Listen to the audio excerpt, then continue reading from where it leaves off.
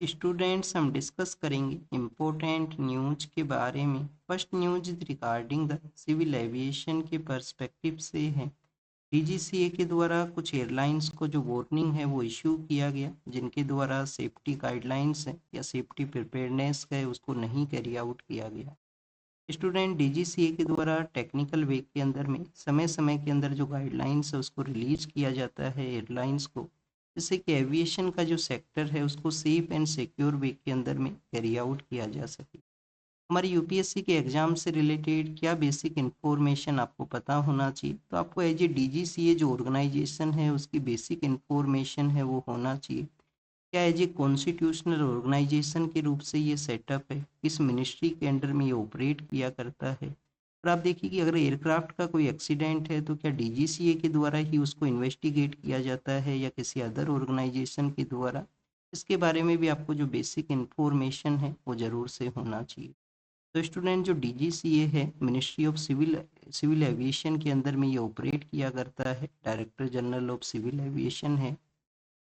और as a statutory body के रूप से ये सेटअप है, मिनिस्ट्री ऑफ सिविल एविएशन के अंडर में है और एज ए स्टैट्यूटरी बॉडी के रूप से ये सेटअप है। 2020 के समय में एयरक्राफ्ट अमेंडमेंट एक्ट के थ्रू इसको स्टैट्यूटरी बैकिंग है वो प्रोवाइड किया गया था।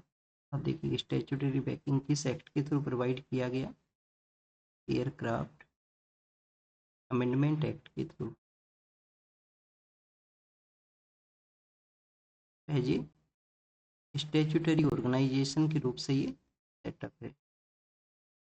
एविएशन का जो सेक्टर है उसको ये रेगुलेट किया करता है और जो लाइसेंस है यहाँ पे पायलट्स के जो लाइसेंस हैं उसको भी इशू है वो डीजीसीए के द्वारा ही किया जाता है। कौन कौन से लाइसेंस हैं वो डीजीसीए यहाँ पे इशू किया करता है, तो आप देखिए जो लाइसेंस है वो इशू किया जाता है। बेसिकली जो प्राइवेट पायलट लाइसेंस है, कि जो प्राइवेट वे के अंदर में ऑपरेट करने वाले जो पायलट्स हैं तो प्राइवेट पायलट लाइसेंस को भी यहाँ पे इशू करना हो।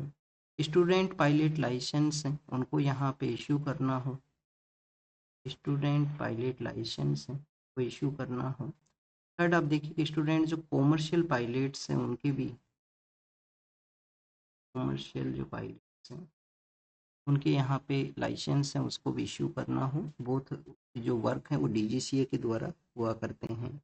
नेक्स्ट अगर हम बात करें, हमारी गवर्नमेंट का एक प्रपोजल भी है इस ऑर्गेनाइजेशन को रिफॉर्म करने के रिगार्डिंग में।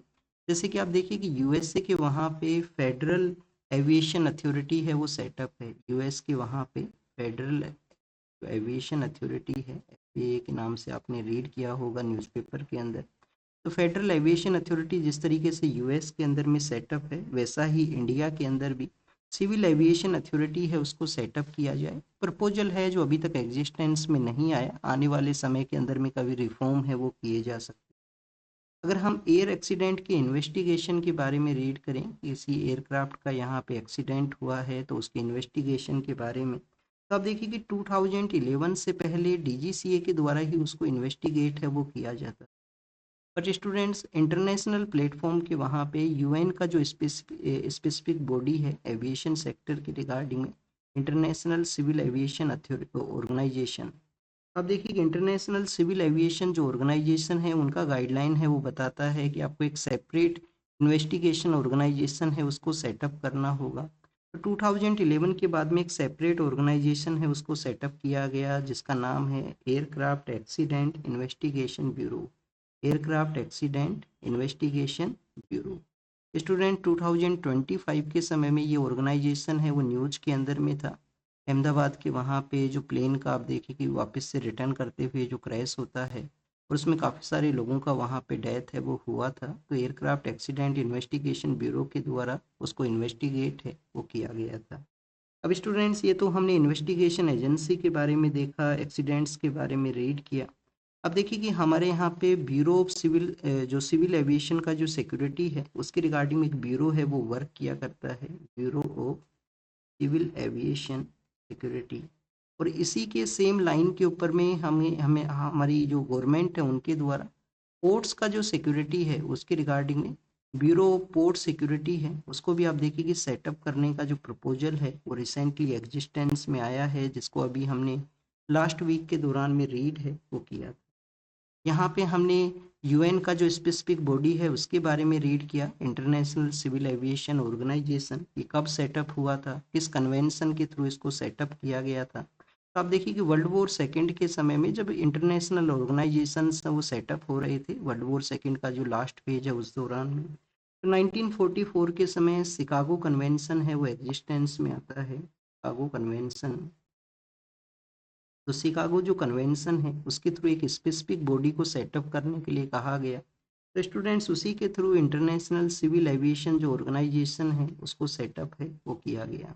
इसका जो हेडक्वार्टर है वो कहाँ पे है, कनाडा के अंदर में इसका हेडक्वार्टर है। कनाडा के अंदर में कहाँ पे, मॉन्ट्रियल के वहाँ पे, कनाडा में जो मॉन्ट्रियल नाम का जो सिटी है वहाँ पे इसका हेडक्वार्टर है वो सेटअप है। ये बेसिकली हमने एविएशन सेक्टर के बारे में यहाँ पे रीड किया है, डीजीसीए की वर्किंग के बारे में देखा, और आईसीओ का जो हेडक्वार्टर है और इस्टेब्लिशमेंट है उसके बारे में हमने रीड किया। नेक्स्ट आप देखिए कि एसआईआर का जो ड्राइव है उसके पर्सपेक्टिव से है, काफ़ी बार हम रीड कर चुके हैं एसआईआर ड्राइव के बारे में।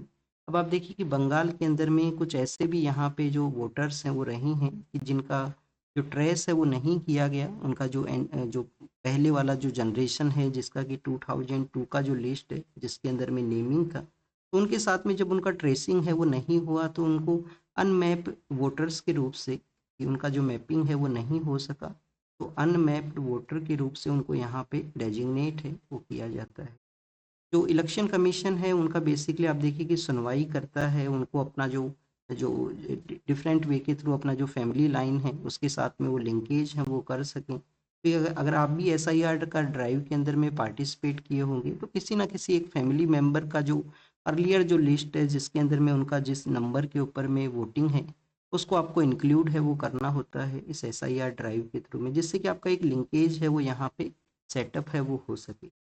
अब स्टूडेंट्स यहाँ पे इलेक्शन कमीशन ने अपना हियरिंग को यहाँ पे स्टार्ट किया, बट आप देखिए कि अपोजिशन का जो पॉलिटिकल पार्टी है स्पेशली वेस्ट बंगाल के वहाँ पे उन्होंने अपनी कंसर्न्स हैं उसको रेज किया। कंसर्न यहाँ पे क्या रेज किए गए, किसी सीनियर पर्सन जो 2002 का जो लिस्ट के अंदर में जिस पर्सन का जो नेम होगा क्या तो वो यहाँ पे सीनियर सिटीजन होंगे, जो प्रेजेंट समय में वोटर है उसके लिंकेज के साथ में, या आप देखिए कि उनका यहाँ पे किसी अदर कैटेगरी के अंदर में इंक्लूड हो सकते हैं जैसे कि डिसेबल वो कैटेगरी के अंदर में हो। तो अपोजिशन की पार्टीज का यही कंसर्न था कि जो इलेक्शन कमीशन है ऐसे जो लोग हैं जो 85 प्लस जिनका एज है, और जो लोग हैं ऐसे लोग हैं जो 40% के आसपास डिसेबल हैं, मोर देन 40 के परसेंट का जो डिसेबिलिटी क्राइटेरिया है उसको फुलफिल करते हैं, तो उनके लिए आप इलेक्शन प्रोसेस के दौरान में तो होम वोटिंग है उसको कैरी आउट करते हो, और अब यहाँ पे हियरिंग प्रोसेस के अंदर में आपके द्वारा एक आइसोलेटेड जो कैंप है वहाँ पे उनको बुलाया गया है। तो ऐसा कुछ कंसर्न था जिसकी वजह से इस जो जो क्रॉस चेकिंग का जो प्रोसेस है उसको कुछ समय के लिए रोका गया है। तो ये हमने बेसिकली यहाँ पे होम वोटिंग के कॉन्सेप्ट के बारे में भी देखा, 85 प्लस का एज, 40% डिसेबल है जिनका होम वोटिंग किया जाता है जिससे कि मोर जो वोटर्स हैं उनका पार्टिसिपेशन हो सके इलेक्शन प्रोसेस के अंदर में। स्टूडेंट्स आप देखिए कि आप काफ़ी बार इलेक्शन को जब रीड करते हो तो आपके द्वारा नाटो को भी रीड किया जाता है ना, सॉरी, नाटो तो ऑर्गेनाइजेशन है, नॉर्थ अटलांटिक ट्रीटी ऑर्गेनाइजेशन, जिसको यूएस का जो फोर्स है वो लीड करते हुए बनाते हैं। नोटा के बारे में आपके द्वारा रीड किया जाता है। तो नोटा बेसिकली क्या है students, none of the above. None of the above का ये कॉन्सेप्ट है वो कब एग्जिस्टेंस में आता है, सुप्रीम कोर्ट के अंदर एक पिटीशन फाइल होता है कि काफ़ी सारे जो यहाँ पे जो कैंडिडेट्स पॉलिटिकल पार्टी चूज किया करती हैं जिनको अपने कैंडिडेट के रूप से वो नॉमिनेट करती हैं, वो कैंडिडेट्स क्रिमिनल हुआ करते हैं, पर्सन सब वो वोट नहीं देना चाहते, ऐसा एक पिटीशन है वो फाइल हुआ था। उस केस का नाम है पीयूसीएल वर्सेज, पीयूसीएल एक ऑर्गेनाइजेशन है, PUCL versus union of India का वो केस है 2013 के समय में। जब नन ऑफ द अबाउ का कॉन्सेप्ट है वो लाया गया कि नेगेटिव वोटिंग के थ्रू ही यहाँ पे जो कैंडिडेट्स हैं उनको आप रिजेक्ट करते हुए वोटिंग प्रोसेस के अंदर में पार्टिसिपेट यहाँ पे करो। सबसे लास्ट के ऊपर में ये ऑप्शन है वो दिया जाता है।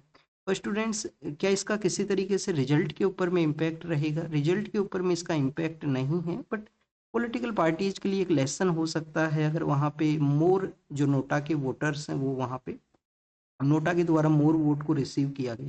नेक्स्ट अगर हम बात करें इलेक्शन प्रोसेस के बारे में, तो आप देखिए कि ये जो कंप्लीट प्रोसेस है, चाहे एसआईआर का ड्राइव हो, चाहे सेंसस को कंडक्ट करना हो, या और कोई एक्सरसाइज हो, यहाँ पे इलेक्शन को कंडक्ट करवाना हो, एसआईआर का ड्राइव हो, सेंसस को कंडक्ट करना हो, इसके अलावा इलेक्शन को कंडक्ट करना हो, ये सभी जो वर्क प्रोसेस है, आप देखिए कि काफ़ी बार आपको जो गवर्नमेंट स्कूल के अंदर में जो टीचर्स हुआ करते हैं, जो गवर्नमेंट टीचर्स हैं, उनके द्वारा इसको कैरी आउट है वो किया जाता है।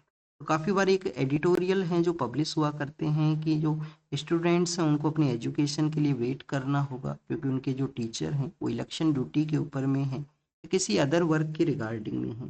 और आप देखिए कि काफ़ी बार टीचर्स का इन नॉन टीचिंग ड्यूटीज़ के रिगार्डिंग में डिप्लॉयमेंट होना, नॉन टीचिंग ड्यूटीज़ के अंदर में उनका इंगेजमेंट होना, कैसे एजुकेशन है उसको इम्पैक्ट करता है। जब भी आपसे कोई क्वेश्चन पूछा जाए इस तरीके से कि कैसे जो गवर्नमेंट स्कूल्स के अंदर में एक जो क्वालिटी ऑफ टीचिंग है वो यहाँ पे डिक्लाइन हुआ है, तो उसके अंदर में आप इस पॉइंट को भी इंक्लूड कर सकते हो कि कैसे नॉन टीचिंग एक्टिविटीज़ के अंदर में गवर्नमेंट जो टीचर्स हैं उनका इंगेजमेंट यहाँ पे होना, समय समय पे जो गवर्नमेंट है उनको यूज करती है डाटा कलेक्शन के रिगार्डिंग में।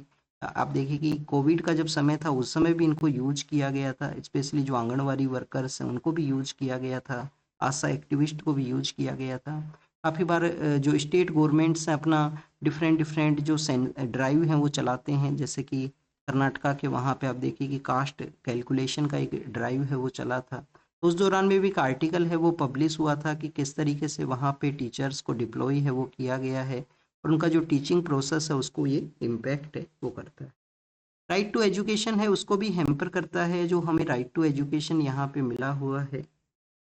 इसके अलावा आपको एजुकेशन के बारे में एक बेसिक यहाँ पे ये पता होना चाहिए कि एजुकेशन जो है वो पहले स्टेट लिस्ट का पार्ट है वो हुआ करता था एजुकेशन सब्जेक्ट। फिर 42nd कॉन्स्टिट्यूशन अमेंडमेंट एक्ट के थ्रू एजुकेशन और 4 अदर जो सब्जेक्ट्स हैं, जिसमें एडमिनिस्ट्रेशन ऑफ जस्टिस भी है, वाइल्ड लाइफ भी है, तो आप देखिए कि 4 अदर जो सब्जेक्ट्स प्लस में एजुकेशन जिसको है एज ए कॉन्करेंट लिस्ट के अंदर इंक्लूड है वो कर दिया गया। कॉन्करेंट लिस्ट के अंदर उसको इंक्लूड किया गया, और उसी के थ्रू आपको एक कंप्लीट जो रिस्पॉन्सिबिलिटी है वो नहीं मिलेगा। कॉन्करेंट के अंदर में सेंट्रल गवर्नमेंट भी पावरफुल है, स्टेट गवर्नमेंट भी पावरफुल है वहाँ पे। नेक्स्ट अगर हम बात करें स्टूडेंट्स, यहाँ पे फोक के बारे में बताया गया है। आप देखिए कि एक फोटो है वो शो किया गया, ताजमहल का ये फोटो है कि कैसे वहाँ पे फोगी कंडीशंस वो डेवलप हुए हैं। तो स्टूडेंट्स फर्स्ट ऑफ ऑल हम यहाँ पे फोक के बारे में रीड करेंगे, फिर ताजमहल का जो बेसिक है उसको यहाँ पे रीड करेंगे। अब देखिए कि विंटर के समय में नॉर्दर्न इंडिया के अंदर में आपने स्पेशली ऑब्जर्व किया होगा कि थिक जो फोक का जो कंडीशन है वो डेवलप होती है। एक फोक का कंडीशन डेवलप होने के बिहाइंड का रीजन क्या है, और स्पेशली अगर हम फोक को डिफाइन करें तो फोक है क्या। फोक का जो बेसिक मीनिंग है वो यही है कि थिक क्लाउड, जो क्लाउड का जो थिकनेस है उसका अर्थ का जो सरफेस है वहाँ पे प्रेजेंस होना। क्लाउड काइंड ऑफ कंडीशंस है, उसका अर्थ का सरफेस है उसके ऊपर में आप देखिए कि प्रेजेंस होना। फोग एक कलेक्शन ऑफ स्मॉल ड्रॉपलेट्स है, वाटर जो प्रोड्यूस होता है इवोपरेशन प्रोसेस के थ्रू, और वो आप देखिए कि कंडेंस होते हुए कूल डाउन होता है अर्थ के जो सरफेस है, नियर बाई एरियाज हैं, लोअर एटमॉस्फेयर के अंदर में ही वो यहाँ पे बेसिकली कूल डाउन होता है, कंडेंस होता है। तो इसी वजह से आपको एक क्लाउड काइंड ऑफ सिचुएशन है वो यहाँ पे क्रिएट होता है। अभी नॉर्दर्न इंडिया के अंदर में इसके प्रेजेंस होने के बिहाइंड में क्या रीजन है विंटर के समय में। तो आप देखिए कि टेम्परेचर अगर लोअर रहे, किसी भी एरिया के अंदर में टेम्परेचर अगर लोअर होता है कंटिन्यूस, आप देखिए कि यहाँ पे जो इवोपरेशन है, जो वाटर वेपर है उसका प्रेजेंस है, अबेंडेंट मॉइस्चर है उसका अवेलेबिलिटी होना, टेम्परेचर लोअर है, मॉइस्चर का अवेलेबिलिटी है वो यहाँ पे होना, तो बेसिकली फोगी कंडीशन है वो डेवलप हुआ करती है। अब अगर हम बात करें नॉर्दर्न इंडिया के रिगार्डिंग में, नॉर्दर्न इंडिया के अंदर में आप देखिए कि विंटर के समय में टेम्परेचर है वो रिड्यूस होता है। टेम्परेचर रिड्यूस होता है, विंड का जो स्पीड है वो भी यहाँ पे लोअर डाउन होता है, विंड का जो स्पीड है वो भी लोअर डाउन हुआ करता है, वो भी रिड्यूस होता है विंटर के समय में। मॉइस्चर का जो अवेलेबिलिटी है, एक तो जो हमारा गंगा यमुना जो बेल्ट का रीजन है वहाँ पे आप देखिए कि एग्रीकल्चर प्रैक्टिस की वजह से भी मॉइस्चर का अवेलेबिलिटी है, मॉइस्चर का अवेलेबिलिटी गंगा यमुना का जो रीजन है वहाँ पे भी है। तो स्टूडेंट्स विंटर के समय में जो वेस्टर्न डिस्टर्बेंस हैं जिसकी वजह से बारिश हुआ करती है, उसकी वजह से भी आप देखिए कि मॉइस्चर का अवेलेबिलिटी है वो हुआ करती है, और एरोसोल्स है उनका अबंडेंट अमाउंट के अंदर में उनका प्रेजेंस होना, एरोसोल्स का प्रेजेंस होना। तो काफ़ी कुछ ऐसी कंडीशंस हैं जिसकी वजह से आपको जो फोगी फोगी जो कंडीशन है वो डेवलप हुआ करती है। और भी काफ़ी सारे अदर रीजंस हुआ करते हैं, टेम्परेचर में वेरिएशन होना, डे और नाइट का जो टेम्परेचर है उसके अंदर में काफ़ी ज़्यादा वेरिएशन होना, तो भी वो भी एक रीजन बनता है यहाँ पे फोगी कंडीशन के रिगार्डिंग। तो स्टूडेंट्स ये हमने फोग के बारे में यहाँ पे देखा, इसका भी गाइडलाइंस वो रिलीज होती हैं स्पेशली हमारा रोड एंड ट्रांसपोर्ट का जो डिपार्टमेंट है उनके द्वारा, कि जो ट्रैफिक है उसके अंदर में आप देखिए कि जो येलो लाइट्स हैं उसको यूज किया जाए जिससे कि जो ट्रैफिक एक्सीडेंट्स हैं उससे बचा है वो जा सके। नेक्स्ट अगर हम बात करें स्टूडेंट्स, यहाँ पे ताजमहल को शो है वो किया गया है, तो हम यहाँ पे एक क्वेश्चन है उसको प्रैक्टिस करेंगे। फर्स्ट आपको एक क्वेश्चन प्रैक्टिस करेंगे। स्टूडेंट्स आपको दिया गया है ताजमहल, आपको यहाँ पे मेंशन किया गया ताजमहल, फिर आप देखिए कि आपको बुलंद दरवाजा दे दिया गया है, बुलंद दरवाजा जो कहाँ पे है, फतेहपुर सीकरी के वहाँ पे। फिर आप देखिए कि आपको रेड फोर्ट दिया गया है, रेड फोर्ट है। और फोर्थ आपको हुमायूं टॉम है उसके बारे में मेंशन किया गया कि हुमायूं का जो मेमोरी के अंदर में जो टॉम बना है के बारे में। अब क्वेश्चन आपसे ये पूछ लिया गया कि इनमें सबसे जो लेट है, सबसे लास्ट के अंदर में कौन यहाँ पे कमीशन हुआ है, किस किस जो मोन्यूमेंट है उसको सबसे लास्ट के अंदर में बनाया गया है, या सबसे लेटेस्ट वे के अंदर में जो कमीशन है वो हुआ है। तो आप देखिए कि जो ताजमहल है वो 1631 के समय कमीशन होता है। जो मुगल एम्परर हैं शाहजहां, अपना जो बेगम है उसका मेमोरी के अंदर में इसको बनाते हैं। और यूनेस्को का ये हेरिटेज साइट भी है। 1983 के समय में हम हमारा साइट्स हैं उनको डेजिग्नेट करते हैं, अजंता एलोरा है, रेड फोर्ट है, ताजमहल है, उनको डेजिग्नेट किया गया था। तो ये वही साइट है जो सबसे पहले डेजिग्नेट होती है जो universal heritage UNESCO heritage site के रूप से। बुलंद दरवाजा जो है फतेहपुर सीकरी का, वो आप देखिए कि 1573 के समय में कंस्ट्रक्ट हुआ था। 1573 के समय किस वजह से, गुजरात के वहाँ पे जो अकबर हैं, अकबर का जो विक्ट्री होता है गुजरात के एरिया के वहाँ पे, तो उसी के मेमोरी के अंदर में बुलंद दरवाजा है उसको बनाया गया। हमारा जो रेड फोर्ट है दिल्ली का वो 1639 के समय में कमीशन होता है। और हुमायूं टॉम तो आप देखिए कि बाबर के बाद में हुमायूं थे, और हुमायूं का जब डेथ होता है तो उनका जो विडो जो हुआ करती है बेगम, तो वो उसका मेमोरी के अंदर में हुमायूं टॉम है वो बनाता है 1558 के समय। तो सबसे लेट यहाँ पे कौन सा मोन्यूमेंट है वो आया, वो रेड फोर्ट है यहाँ पे राइट आंसर। ताजमहल के बारे में हम देख चुके हैं, 1631 के समय में है, शाहजहाँ के द्वारा बनाया गया था। मुगल आर्किटेक्चर के अंदर में आपको क्या मिलेगा, आपको चार बाग स्टाइल मिलता है, छतरी का कंस्ट्रक्शन किया जाता है, ज्योमेट्री हुआ करता है, और पेत्रा दूरा का एक प्रैक्टिस है वो भी आपको आर्किटेक्चर के अंदर में उसका प्रेजेंस है वो मिलेगा। फिर आप देखिए कि बांग्लादेश के बारे में है, बांग्लादेश के द्वारा बांग्लादेश के द्वारा क्लेम किया गया था कि वहाँ पे जो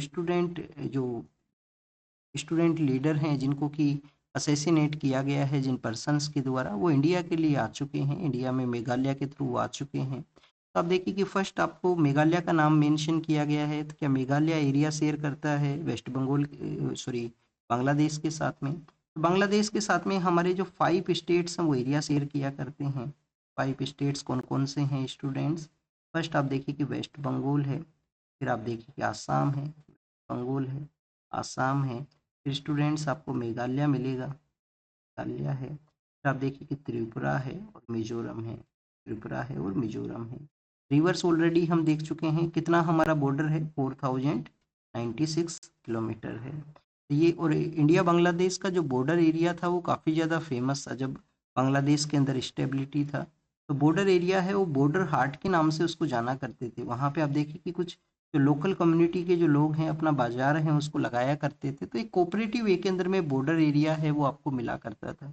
पर जब से बांग्लादेश अनस्टेबल सिचुएशन में है, एंटी इंडिया सेंटीमेंट है वो आपको वहाँ पे देखने के लिए मिलते हैं कंटिन्यूअस। तो ये बेसिकली इन्फॉर्मेशन था, और जो बेसिक बेसिक इन्फॉर्मेशन है वो हम काफ़ी बार रीड कर चुके हैं पिछले कुछ दिनों के अंदर में। अब स्टूडेंट्स म्यांमार के बारे में है, म्यांमार के साथ में हमारा बॉर्डर कितना हुआ करता है 1643 किलोमीटर का हमारा बॉर्डर है। हमारे जो 4 ईस्टर्न इंडिया के जो स्टेट्स हैं, नॉर्थ ईस्टर्न इंडिया के जो स्टेट्स हैं वो अपना एरिया है वो शेयर किया करते हैं। म्यांमार हमारे लिए काफ़ी ज़्यादा इम्पोर्टेंट है, और इम्पोर्टेंट है इस वजह से आप देखिए कि उसका जो इलेक्शन प्रोसेस है, या जब से वहाँ पे आर्मी के द्वारा पावर को टेक ओवर किया गया है, इंडिया के द्वारा लार्जली वे के अंदर में ऑब्जेक्ट उसको नहीं किया गया। इंडिया के द्वारा कहा गया कि इलेक्शन होना चाहिए, इंक्लूसिव डेमोक्रेसी है उसका वहाँ पे सेटअप होना चाहिए, क्योंकि इंडिया को आप देखिए कि प्रेजेंट समय में हमारा जो नॉर्थ ईस्ट के कनेक्टिविटी के रिगार्डिंग में इम्पोर्टेंट है म्यांमार, और इम्पोर्टेंट इस वजह से भी है कि हमें जो एक्ट ईस्ट का जो पॉलिसी हमारा लॉन्च हुआ है उसके रिगार्डिंग में भी। तो स्टूडेंट 2021 के समय वहाँ पे जो एक इलेक्टेड गवर्नमेंट है उसको रिमूव करते हुए आप देखिए कि आर्मी के द्वारा पावर को टेक ओवर कर लिया गया था। आर्मी ने पावर को टेक ओवर किया। अब आर्मी के द्वारा जो कंटिन्यूस रूल है उसको अपना लेजिटिमेसी है वो चाहिए, तो उनके द्वारा इलेक्शन प्रोसेस को कंडक्ट है वो किया गया है।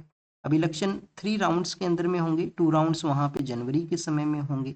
इन इलेक्शंस को आप देखिए कि वेस्टर्न पावर कंट्रीज के द्वारा भी कंडेम किया गया है कि वहाँ पे अपोजिशन का जो पार्टीज हैं जो प्रेजेंटली समय में एग्जिस्ट ही नहीं किया करती हैं, जिनका लार्जर वहाँ पे पब्लिक के साथ में बेस है, जो जो म्यांमार के अंदर में कंटिन्यूस सिविल वॉर का सिचुएशन है, तो आप देखिए कि ऐसी सिचुएशन के अंदर में इलेक्शन का कंडक्ट होना, इलेक्शन का जो फ्री एंड फेयर का जो वहाँ पे कॉन्सेप्ट है उसके रिगार्डिंग में क्वेश्चंस को रेज है वो करता है।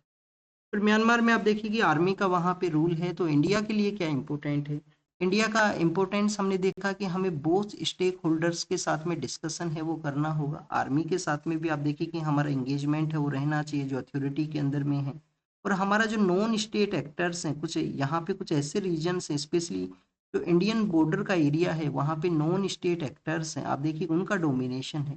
तो इंडिया के द्वारा जो कालधान का हमारा प्रोजेक्ट है, कालधान आप देखिए multi modal transit and transport का जो प्रोजेक्ट है उसके रिगार्डिंग में हमने जो रेबल अराकन आर्मी है वहाँ पे उसके साथ में डिस्कशन है वो किया है, तो हमें बोथ पार्ट्स के साथ में डिस्कशन है वो कंटिन्यूस रखना होगा।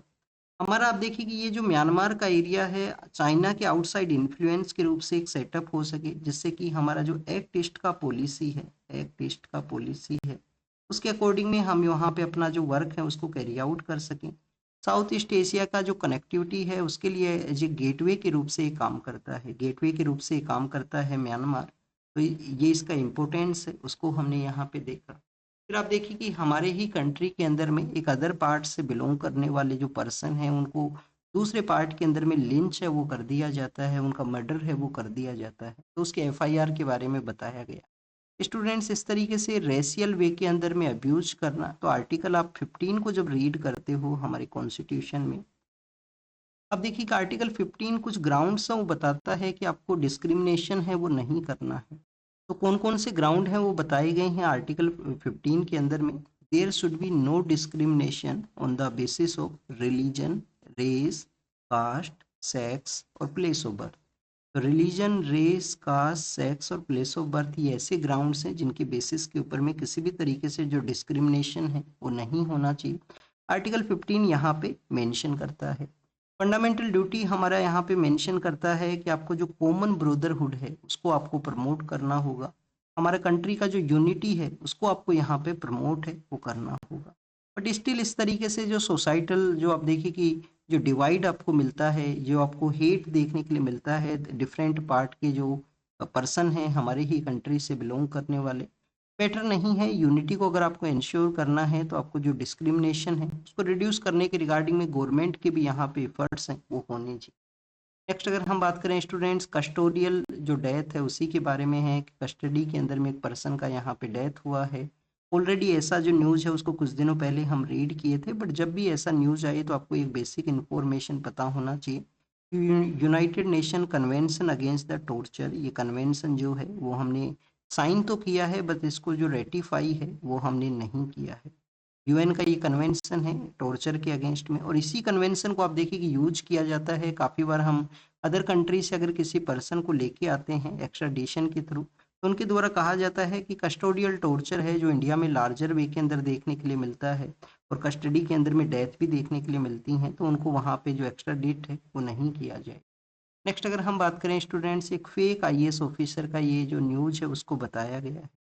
एग्जाम के लिए नहीं इम्पोर्टेंट है, कोई फैक्चुअल इन्फॉर्मेशन यहाँ पे नहीं है, बट आपको यहाँ पे आप देखिए कि आपको आंसर राइटिंग के रिगार्डिंग में क्वेश्चन हो सकता है, एथिक्स के अंदर में आपसे क्वेश्चन है वो पूछे जा सकते हैं। बेसिक क्वेश्चन तो आपको ये पता होना चाहिए कि क्या ऐसे रीजन है कि जो फेक पर्सन है जो कि एज ए ऑफिसर के रूप से प्रिटेंड करते हैं कि वो ऐसे आईएएस हैं, आईपीएस ऑफिसर हैं या किसी अदर कैटेगरी से वो बिलोंग करते हैं, किसी भी जो सर्विस कैटेगरी है उससे। तो स्टूडेंट्स क्यों यहाँ पे जो पब्लिक है, पब्लिक यहाँ पे क्यों उन पर्सन्स को इस तरीके से इंगेज करता है, उनको मनी एज ए ब्राइब के रूप से देता है। तो एक आप देखिए कि सिस्टमेटिक परसेप्शन होना, हमारा जो सिस्टमेटिक परसेप्शन है वो इस तरीके से होना, लोगों को कम अवेयरनेस का होना, वो लोगों को अवेयरनेस है वो कम होना यहाँ पे, ये कुछ ऐसे रीजन्स है जो रोल प्ले करते हैं इस तरीके से जो लोग हैं ऐसे जो ट्रैप है उसके अंदर में फंसने के बिहाइंड के अंदर में। और जो पर्सन है वो क्यों बना करते हैं ऐसा, आप देखिए कि पावर है वो अट्रैक्ट करती है, यहाँ पे पावर इस तरीके से अट्रैक्ट करती है। अगर आप लीगल जो जो वैलिड वे है उसके थ्रू एग्जाम क्रैक नहीं करते हैं, जिनको लिटिल बिट इंफॉर्मेशन है इस तरीके से, तो ऐसा प्रिटेंड करने का कोशिश है उनके द्वारा किया जाता है। नेक्स्ट अगर हम बात करें स्टूडेंट्स, यहाँ पे जो आप देखिए कि कृष्णा जो रिवर है उसके डेल्टा एरिया के बारे में है कि आप देखिए कि वहाँ पे हाइड्रोलिक जो फ्रैक्चरिंग है उस प्रोसेस के बारे में मेंशन किया गया कि वहाँ पे जो जो कलेक्टर हैं उनको साइंटिस्ट लोगों ने एनओसी के बारे में साइंटिफिक प्रोसेस के थ्रू बताया जाए कि कैसे वहाँ पे जो हाइड्रोलिक जो फ्रैक्चरिंग प्रोसेस को कैरी आउट किया जाएगा, तो रिस्क है वो उसके साथ में एसोसिएट नहीं है, वहाँ पे किसी तरीके का जो रिस्क है वो नहीं देखने के लिए मिलेगा। तो स्टूडेंट्स एक प्रोजेक्ट के बारे में है, बस आपको एग्जाम से रिलेटेड यहाँ पे पता होना चाहिए। जो हाइड्रोलिक जो यहाँ पे हाइड्रोलिक जो फ्रैक्चरिंग प्रोसेस है वो क्या हुआ करता है। अब देखिए कि एनर्जी एक्सट्रैक्शन का एक मेथड हुआ करता है जिसके थ्रू एनर्जी है उसको एक्सट्रैक्ट किया जाता है ग्राउंड लेवल के ऊपर में, बिलो द ग्राउंड कोई भी एनर्जी का जो सोर्स है उसका प्रेजेंस होना। हाई प्रेशर जो फ्लूइड है चाहे वो वाटर हो, वो यहाँ पे सैंड हो, केमिकल हो, जिसको कि बेसिकली इंटीग्रेट किया जाएगा डीप रॉक के अंदर में। तो हाई प्रेशर के ऊपर में जो फ्लूइड है उसको इंजेक्ट किया जाता है, हाई प्रेशर के ऊपर में जो फ्लूइड है उसको इंजेक्ट किया जाएगा। और डीप रॉक के अंदर में इंजेक्ट क्यों किया जाएगा बेसिकली स्टूडेंट्स की, जिससे कि यहाँ पे एक फ्रैक्चर है उसको क्रिएट किया जाए और जो अनटैप्ड एनर्जी है उसको वहाँ से एक्सट्रैक्ट किया जाए, उस पोटेंशियल को यूज है वो किया जाए। तो स्टूडेंट्स ये हाइड्रोलिक फ्रैक्चरिंग जो प्रोसेस है उसके बारे में हमने देखा। कृष्णा रिवर के बारे में अगर हम रीड करें, कृष्णा रिवर कहाँ से ओरिजिनेट करती है, महाबलेश्वर नाम की एक जगह है। कौन सा जगह है स्टूडेंट्स, महाबलेश्वर, महाबलेश्वर है। महाबलेश्वर कहाँ है, महाराष्ट्र के अंदर में है, नासिक के नियर बाई एरियाज में है महाबलेश्वर। तो वहां से ये जो कृष्णा रिवर है वो ओरिजिनेट करती है, फिर आप देखिए कि कर्नाटका के अंदर में ये फ्लो करती है, फिर तेलंगाना के वहां पे जाया करती है और फिर आपको आंध्र प्रदेश है। स्टूडेंट्स जो भीमा रिवर है, तुंगभद्रा रिवर है, उसका ट्राइब्यूटरी है।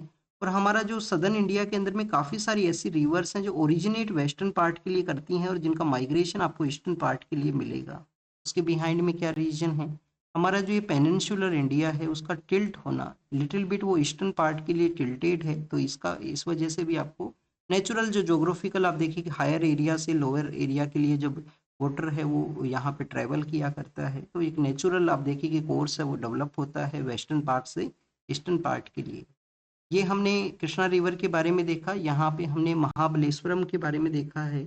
एक और जगह है स्टूडेंट्स, जब पल्लवा डायनेस्टी को जब आप रीड करोगे ना, पल्लवा डायनेस्टी जो हमारा मेडिवल इंडिया के इनिशियल पार्ट में है या आप देखिए कि एंशियंट इंडिया के लेटर पार्ट के अंदर में है, तो पल्लवा डायनेस्टी का एक काफ़ी फेमस प्लेस था जिसको हम जाना करते हैं महाबलीपुरम के नाम से। सिमिलर नेम है, महाबलेश्वर है वो महाराष्ट्र में है, महाबलीपुरम है वो कहाँ पे है, वो तमिलनाडु के पास में है, तमिलनाडु में है, वो चेन्नई के पास में है महाबलीपुरम। तो पल्लवा डायनेस्टी के लिए काफ़ी ज़्यादा फेमस है, वहाँ पे आप देखिए कि पल्लवा डायनेस्टी के काफ़ी सारा आर्किटेक्चर है वो भी वहाँ पे सिचुएटेड है। नेक्स्ट आप देखिए कि रिसर्च के बारे में मेंशन किया गया है कि क्यों हम रिसर्च एरिया के अंदर में डेफिसिट हैं।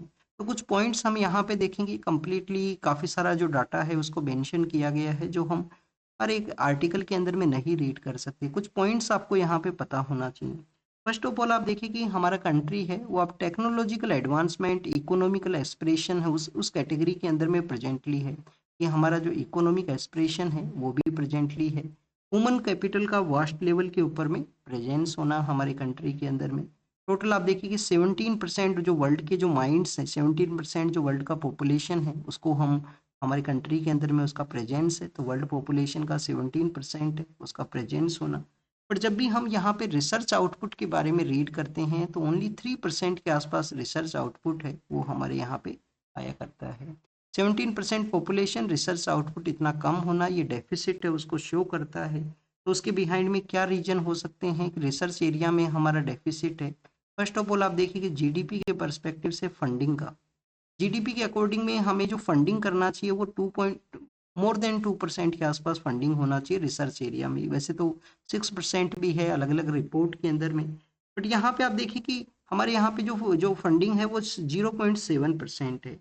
कंप्लीटली जो फंडिंग है वो गवर्नमेंट के द्वारा किया जाता है। मीन्स यहाँ पे 63% जो टोटल फंडिंग है रिसर्च एरिया में वो गवर्नमेंट सेक्टर के द्वारा हुआ करता है। प्राइवेट सेक्टर का जो कंट्रीब्यूशन है वो 36% है। तो स्टूडेंट्स ये शो करता है कि मोर प्राइवेट सेक्टर का पार्टिसिपेशन हमें रिसर्च एंड डेवलपमेंट का जो एरिया है उसमें कैरी आउट करना होगा। फिर लैब के अंदर में अगर कुछ बनता है तो उसका आप देखिए कि ग्रास रूट लेवल के साथ में जो रूट्स के साथ में उसका कनेक्टिविटी है वो होना चाहिए। काफ़ी बार आपको एग्रीकल्चर सेक्टर के अंदर में ऐसा ऐसा प्रोडक्ट्स हैं वो देखने के लिए मिलेंगे कि जो लैब के अंदर तो डेवलप हुए हैं, पर ग्राउंड लेवल के ऊपर में फार्मर्स के पास में उनका कनेक्टिविटी नहीं है, फार्मर्स को उनकी रिगार्डिंग में अवेयरनेस वो नहीं है। तो ये जो रिसर्च डेफिसिट अगर उसको हमें डील करना है तो मोर फंडिंग को यहाँ पे प्रोवाइड है वो करना होगा।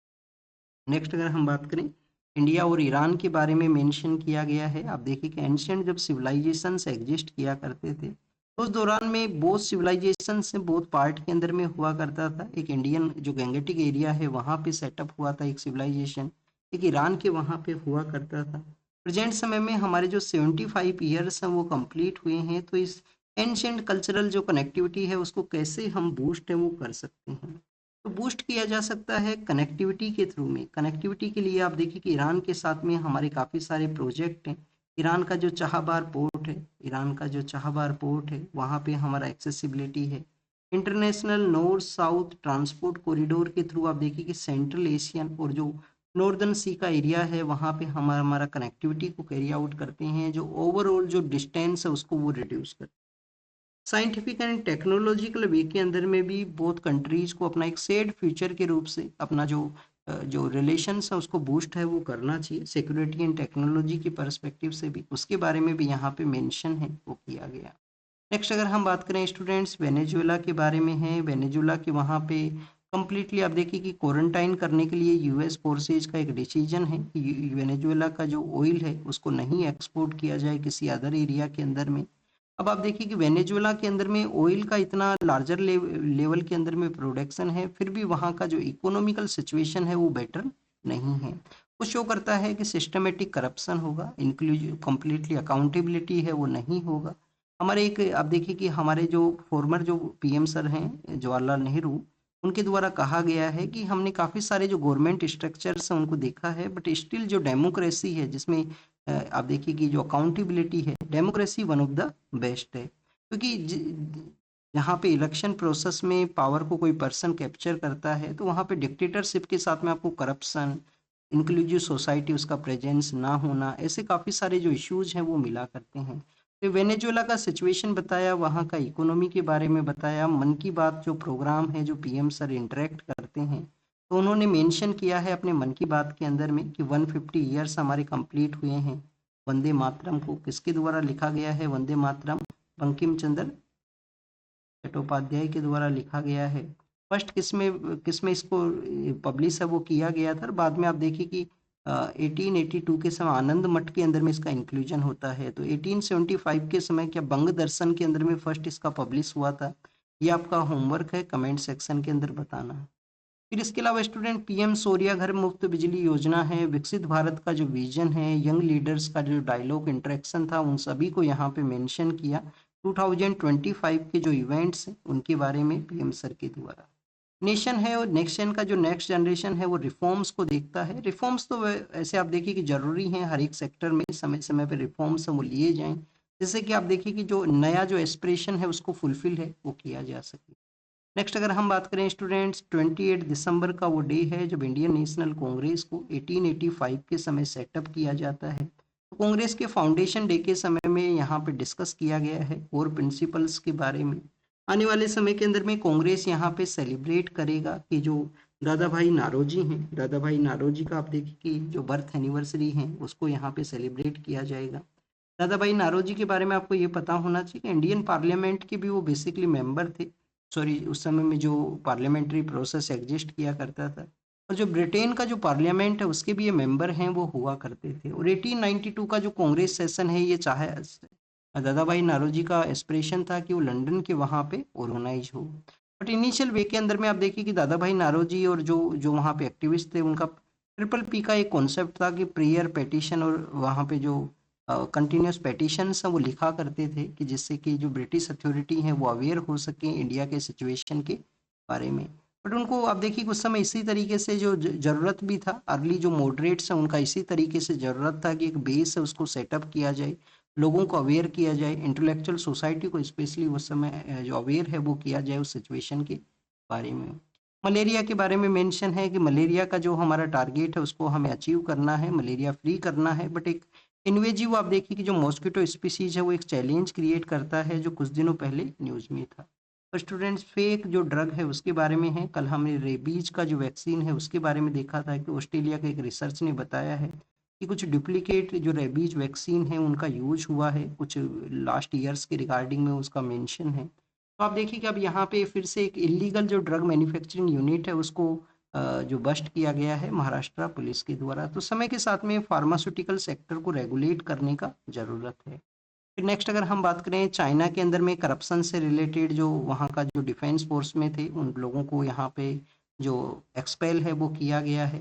खालिदा जिया, जो कि आप देखिए कि मुस्लिम जो वर्ल्ड है उसका सेकंड वुमेन जो पॉलिटिकल लीडर के रूप से इमर्ज हुए थे, बेनजीर भुट्टो के बाद में। पाकिस्तान में बेनजीर भुट्टो पावर को टेक ओवर करते हैं 1988 के समय में। तो आप देखिए कि जो खालिदा जिया हैं बांग्लादेश का फर्स्ट वुमेन जो प्राइम मिनिस्टर हैं, उनका हेल्थ कंडीशंस बेटर नहीं है।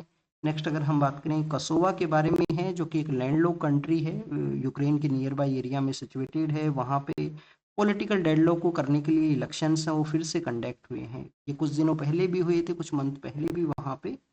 नेक्स्ट आप देखिए कि रसिया के बारे में मेंशन किया गया, ऑलरेडी हम इसको रीड कर चुके हैं। स्विट्जरलैंड ने अपना वार्निंग इशू किया था, और ऑपरेशन सिंदूर के दौरान में पाकिस्तान का जो सिचुएशन है उसके बारे में है। तो उसके पॉलिटिकल लीडर ने कहा है कि कैसे वो उन्होंने अपने आप को हाइड है वो किया था बंकर के अंदर में।